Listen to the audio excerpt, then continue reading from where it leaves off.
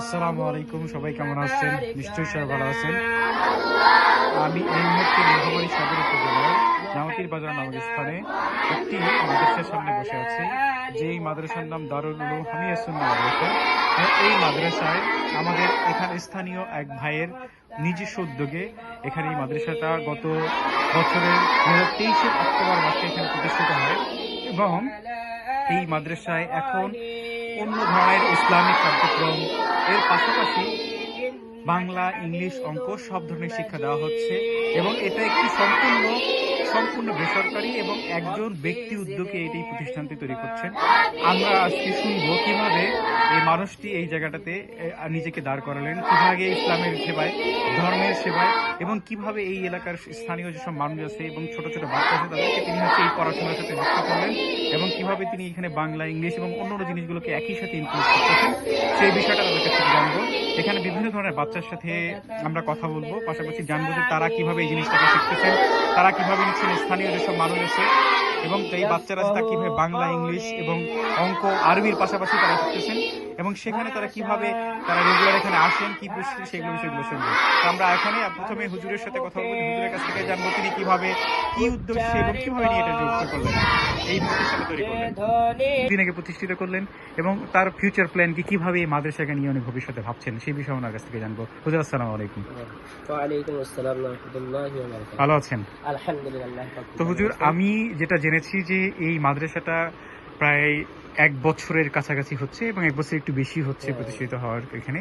তো আপনি কেন এই মাদ্রাসাটা প্রতিষ্ঠিত করলেন, কিভাবে করলেন, যদি পরিচয় দিয়ে আপনার পরিচয়টা দিয়ে বলেন। আমি মোহাম্মদ হাবিবুল্লাহ। আমার এই মাদ্রাসার নাম হচ্ছে দারুল উলুম হামিয়া সুন্নাহ, ব্যাংমারি জামাতির বাজার, নীলফামারী। আমার মূলত মাদ্রাসার নাম হচ্ছে দারুল উলুম হামিয়া সুন্নাহ মাদ্রাসা। আসলেই নামের মধ্যেই আমার মাদ্রাসার উদ্দেশ্য এবং আমি এটা প্রকাশ করেছি, যেহেতু আমার উদ্দেশ্য হচ্ছে একমাত্র আল্লাহ এবং আল্লাহর রসুলের আদর্শজনক প্রত্যেকটা মুসলমানদের ছেলেদের ভিতরে চলে আসে।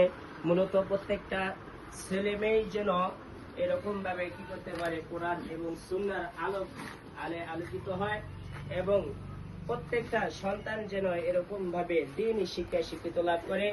তার পাশাপাশি আমরা দুনিয়াবি যে জাগৃতিক যতগুলো শিক্ষা আছে, আমরা বাংলা, ইংরেজি এবং ম্যাথ অর্থাৎ গণিত যে বিষয়গুলো আছে, এটার পাশাপাশি মূলত তাদেরকে আমরা আরবি একটা সাবজেক্ট অনুযায়ী আমরা তাদেরকে পাঠদান করতেছি।